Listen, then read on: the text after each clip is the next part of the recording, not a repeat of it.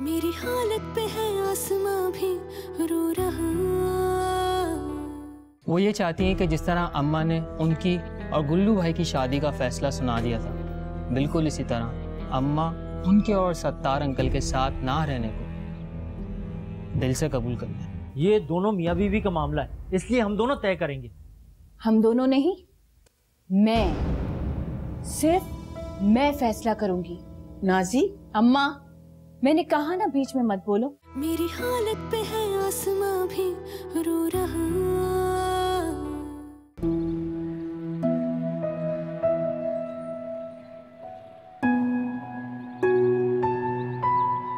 मैं तो बहुत थक गई हूँ।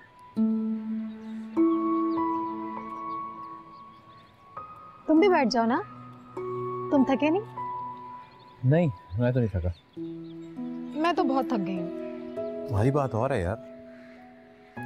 मजाक उड़ा रहे हो? मेरे कहने का ये मतलब नहीं था। I am sorry. आपको बुरा लगा तो मैं अपने अल्फाज वापस लेता हूँ। I am really sorry. तुम मेरे लिए इतने केयरिंग क्यों? क्योंकि ड्यूटी है मेरी, आपकी जिम्मेदारी सौंपी गई है।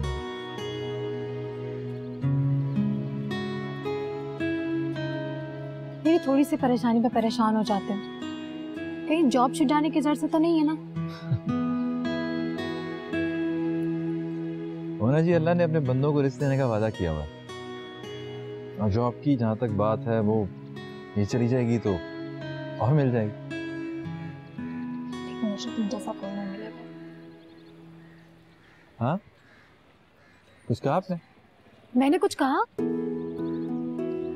नहीं, मैं सुन नहीं सका। नहीं, मैंने कुछ नहीं कहा।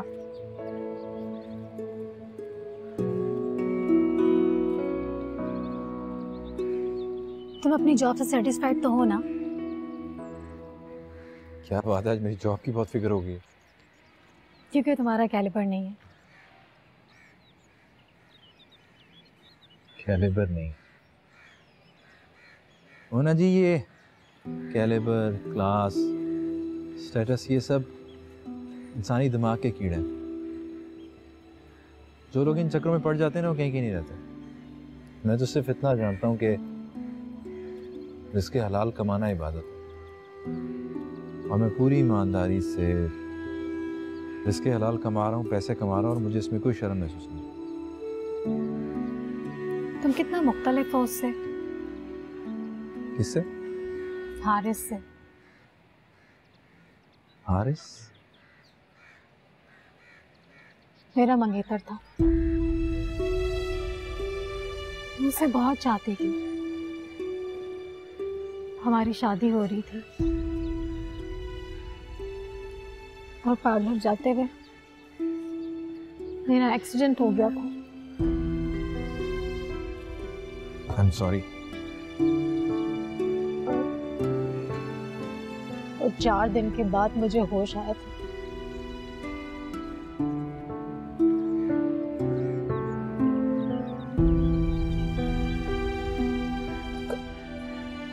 मोना जी, प्लीज प्लीज संभालें खुद को, आपकी तबीयत खराब हो जाएगी। Please Mona ji, please please calm down. पुरानी बातें याद करने का कोई फायदा नहीं है। आप प्लीज मत सोचें इस बारे में।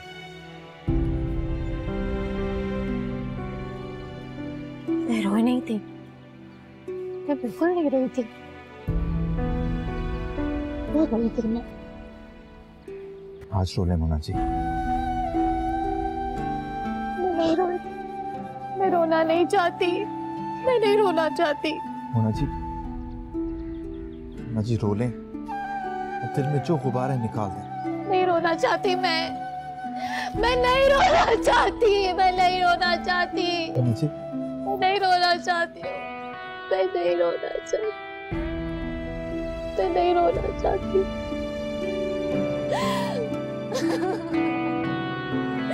मैं नहीं रोना चाहती हूँ, नहीं रोना चाहती मैं। भाई नहीं, तुम्हें मुबारक हो भाई, आपको मुबारक हो तुम लोगों को। सीमा जाओ, बिल्कुल कुछ मुंह मीठा करने के लिए लेके आओ। इतनी बड़ी खुशखबरी है माशाल्लाह हमारे घर। लाओ पैसे दो, मैं अपनी बच्ची के सर पे से वारूं, इतनी बड़ी खुशखबरी है। ये दे देना किसी को। ये पर हुआ क्या है? अरे बेवकूफ लड़के, समझ नहीं रहे हो? बाप बनने वाले हो। अम्मी ऐसा कुछ नहीं है, रात भर जागी है ये, पैकिंग करती रही, तबीयत खराब हो गई होगी इसकी। मुझसे ज्यादा जानते हो क्या? 2 जवान बेटों की माँ हूं, तुमने क्या बच्चे पैदा किए? अरे मैं तो अपनी बहू का पीला जर्द मुंह देख के पहले ही समझ गई थी, लेकिन बस कह नहीं सकी। देखो तो सही कैसा पीला मुंह हो गया बच्ची का। अच्छा नादिया चलो उठो, फ्लाइट के लिए देर हो गई है, अपनी अम्मी को भी फोन कर लेना यार से। अरे बावले हो गए हो क्या? कितने नाजुक दिन है माँ और बच्चे के लिए, अंदाजा भी है तुम्हें? जरा सी लापरवाही कितने नुकसान का बाइस हो सकती है। अम्मी ये क्या है, आपने खुद ही कह दिया। अच्छा एक काम करते हैं, हम जाते हुए जो है ना डॉक्टर को दिखा देंगे, वो जो एहतियात बताएगा मैं वो सब कर लूंगा, ठीक है? ना भाई ना, मैं हरगिज भी इजाजत नहीं दे सकती। इतनी मन्नतों मुरादों और दुआओं के बाद तो अल्लाह ने ये दिन देखना नसीब किया, ये खुशी की खबर दी है। कान तरस गए थे हमारे इस खुशखबरी के लिए। खैर अल्लाह की मर्जी भाई, कहीं तो कैसी जरखेज जमीन दी अल्लाह ने, और कहीं पे बंजर। मुंह से अल्फाज निकालते हुए जरा ख्याल किया करो। हाँ भाई हाँ, जो दिल चाहे कहते रहो। आज मैं बहुत खुश हूँ, मुझे कोई फर्क नहीं पड़ने वाला। और अब मैं ना अपनी बहू को बिल्कुल भी बिस्तर से हिलने नहीं दूंगी, सुन लिया तुम लोगों ने? और हाँ मियाँ, ये जो तुम डॉक्टर को दिखाने की बातें कर रहे हो ना, ऐसा नहीं होगा, तुम लेके नहीं जा सकते इसे। डॉक्टर को मैं घर बुलवा के इसका चेकअप करवा लिया करूंगी, वो भी सिर्फ तुम्हारी खुशी के लिए। ठीक है बेटा? चलो बेटा अब तुम आराम करो और बिस्तर से ना हिलना बिल्कुल। खाओ पियो आराम करो, कोई टेंशन ना लेना। अब मैं सीमा से कहे देती हूँ कि ये तुम्हें कोई भी काम ना कहे, ठीक है?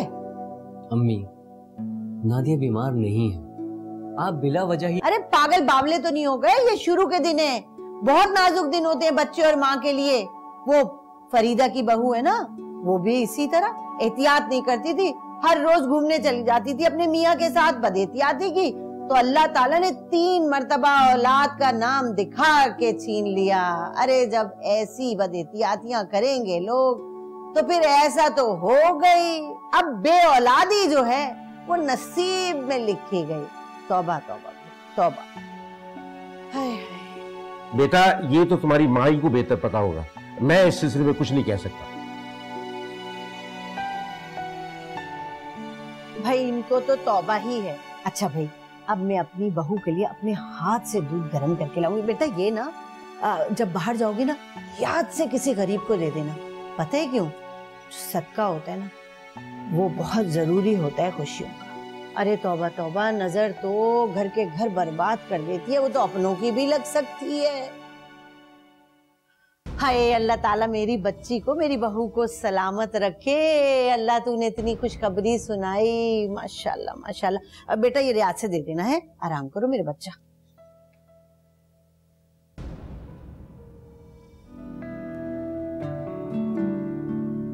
नहीं मैं बिल्कुल ठीक हूँ, आप कुछ कहते क्यों नहीं अम्मी से?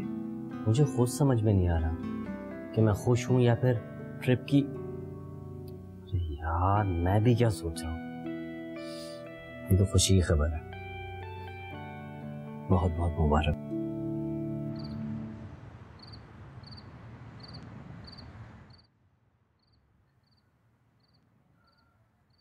अब आप ठीक है मोना जी? सॉरी नमान, मैंने तुम्हें बहुत परेशान किया है ना।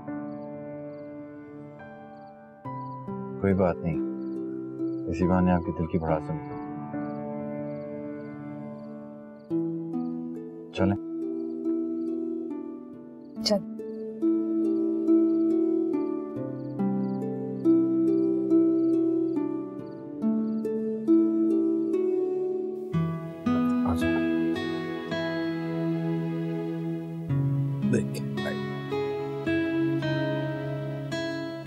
आज मेरा बर्थडे, मैं तो भूल ही गई। आई थिंक रहमान साहब आपका वेट करके चले गए हैं, कार्ड भी रखा हुआ है उन्होंने। बर्थडे अकेले सेलिब्रेट करनी पड़ेगी आपको। अकेले क्यों? तुम हो ना मेरे साथ। मैं? Okay then let's celebrate.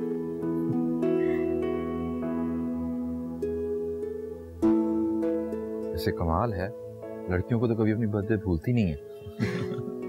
अब बैठे मैं चलाता हूँ।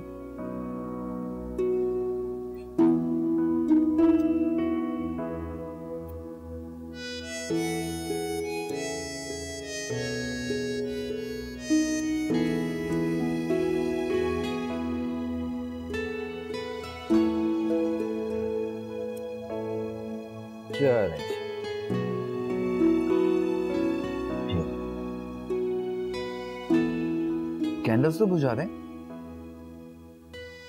तुमने इन्हें जलाया है, इन्हें जलता हुआ ही रहने दो। ओके।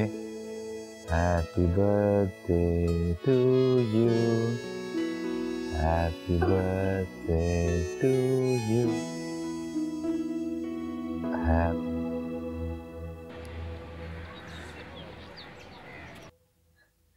अस्सलाम वालेकुम खालदा आंटी। वालेकुम अस्सलाम। भाई किसी के घर जाने का कोई टाइम होता है या नहीं होता है? और बहन के घर आने के लिए तो बहुत सोच समझ के आना चाहिए।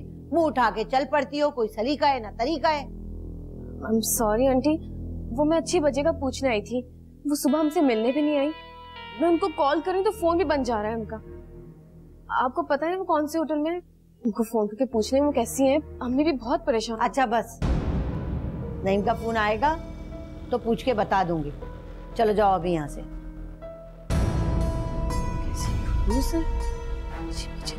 कैसे सही?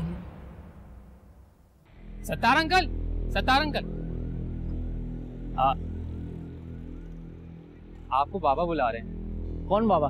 अहमद अली साहब, रिटायर्ड पुलिस ऑफिसर। ओ अहमद अंकल। हाँ हाँ हाँ।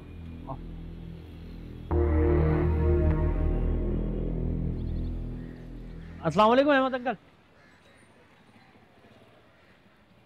तुम जाओ, बैठो। और अहमद अंकल कैसे हैं आप? मैं अचानक यहाँ आ गया हूँ, किसी को यकीन ही नहीं आ रहा। यकीन तो किसी को भी नहीं है तुम्हारी सुनाई हुई अगवा की कहानी। क्या मतलब? इसमें यकीन न आने वाली कौन सी ऐसी बात? सारी बातें ही यकीन न आने वाली हैं। जी? जी हाँ।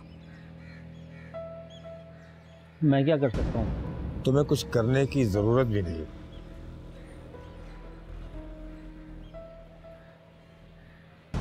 ठीक है, खुद देख लो ये क्या है।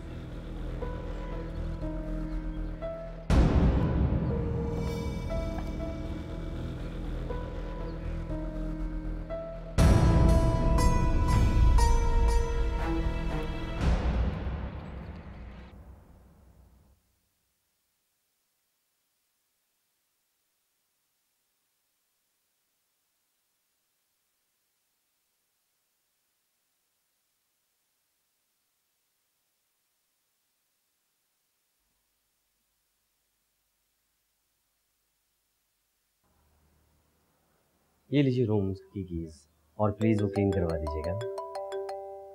ये किसका? ओ आंटी। अस्सलाम वालेकुम आंटी। वालेकुम अस्सलाम। नईम बेटा कैसे हो? मैंने बहुत दफा नादिया को फोन मिलाया मगर उसका फोन ही बंद जा रहा है। खैरियत से पहुंच गए ना तुम लोग? जी आंटी, अल्हम्दुलिल्लाह सब ठीक है। अल्लाह का शुक्र है।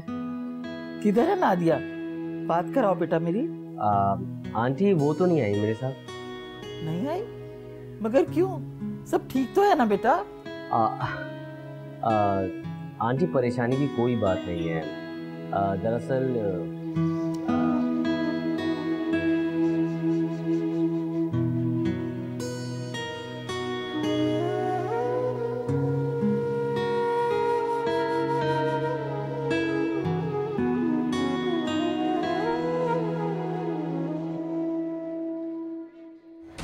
ये कहां से आया?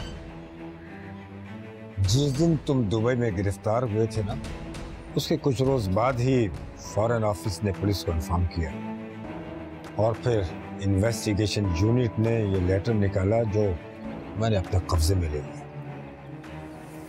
मैंने अम्मा, नाजी या किसी और को कुछ नहीं बताया इसके बारे में। ये बताता भी तो कैसे? खुदा ना खास्ता उनके दिल बंद ना हो जाते। कम से कम वो तुम्हारा इंतजार तो करती रही, तुम्हारी राह तो देखती रही। अब तुम शराफत से खुद जाकर अम्मा और नाजी को सब कुछ बताते हो या मैं बताऊं इस सबूत के बारे में?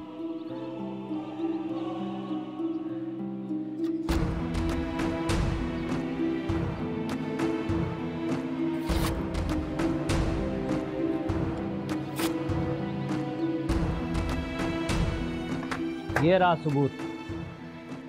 बताओ बताओ जिसको मर्जी जाके, कोई यकीन नहीं करेगा बगैर सबूत के, खास तौर पे अम्मा और नाजी। बस अब मुझसे मजीद बर्दाश्त नहीं होगा। मैं अब अम्मा और नाजी को मजीद अंधेरे में नहीं रख सकता। अरे तरस आता है मुझे तुम्हारी सीधी सादी माँ पर, जो तुम्हारी हर बात पर यकीन कर लेती है। फिर क्या करे, माँ है ना। अरे औलाद की मोहब्बत तो होती ही ऐसी है जो हर बात पे यकीन कर ले। और गुस्सा आता है मुझे तुम पर और तुम्हारी हरकतों पर। मैं तुम्हारी वफादार और सब्र करने वाली बीवी को देखता हूँ, लेकिन मैं अब ये सब कुछ बर्दाश्त नहीं कर सकता। तुम्हें तुम्हारे जुर्म की सजा मिलनी ही चाहिए। और रही बात सबूत की, तो फोटोकॉपीज थी, ओरिजिनल लेटर्स तो मेरे सीनियर के पास महफूज है। अरे बुड्ढे, तू जिंदा रहेगा तो किसी को सबूत देगा ना? तेरी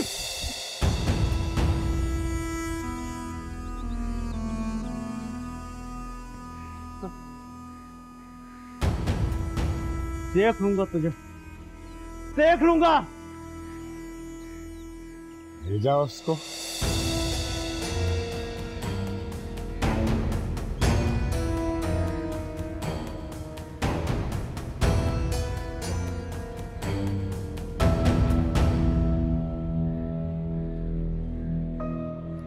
वापस आया? क्यों वापस आया यहाँ? वहीं कहीं मर खप जाता। मैं तो उस वक्त को कोसती हूँ कि जब मैंने तुझे जन्म दिया था। या अल्लाह, ये तूने मुझे कैसी औलाद दी? एक औलाद दी और वो भी ऐसी कि जिसने मुझे किसी के सामने सर उठाकर चलने के काबिल ही नहीं छोड़ा। दूसरों को तो बेवकूफ बनाता रहा, साथ अपनी माँ को भी बेवकूफ बनाया। इतना तो सोच लेता, इतना तो सोच लेता कि मुझ बदनसीब पर क्या गुजरेगी। अगर मेरा नहीं तो तूने अपनी बीवी का ख्याल किया होता। कैसा है तू? इतने साल तेरा इंतजार करते करते एक एक लम्हा कैसे काटा होगा, ये तो तूने सोचा होता। इसने जो जुर्म किया है, इसे उसकी सजा मिलनी चाहिए। ले जाइए इसको यहाँ मेरे सामने से। मैं इसकी सारी उम्र शक्ल नहीं देखना चाहती। ले जा इसको। अम्मा, अम्मा मुझे माफ कर दो, मैं भटक गया था, मुझसे बहुत बड़ी गलती हो गई। अम्मा खुदा के वास्ते मुझे माफ कर दो। अगर तू चाहता है ना कि मैं तुझे माफ कर दूं, इसको आजाद कर दे।